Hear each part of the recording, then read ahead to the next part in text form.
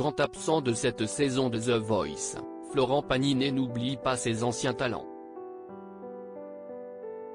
Nour, vainqueur de la précédente édition, a confié être toujours en contact avec son coach, qui se bat contre un cancer du poumon.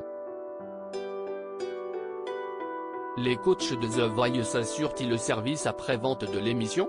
La question peut se poser alors que les candidats de cette saison vont batailler ce samedi 19 mai lors de la redoutable épreuve des Supercross Battles. Une étape pour laquelle TF1 a rappelé une valeur sûre du programme, Mika. L'ancien mentor jouera le rôle d'arbitre et pourra faire basculer le destin des talents de l'émission. Celui de Nour Brousse a pris un tournant à 180 degrés le 21 mai 2022 lorsque Nikos Aliagas a proclamé son nom pour lui signifier sa victoire.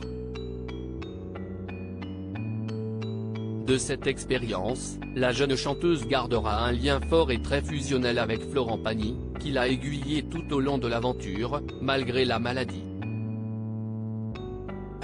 On rigolait beaucoup, on a vraiment une belle complicité et je pense que c'est important, expliquait-elle. C'est un homme incroyable et très courageux. C'est vraiment quelqu'un de super gentil. Cette relation a perduré sitôt les caméras éteintes, mentor et élève gardant le contact pendant le combat contre le cancer du premier. Nour n'a pas hésité à donner des nouvelles rassurantes du compagnon d'Azucena Kamano avant sa rechute en janvier dernier.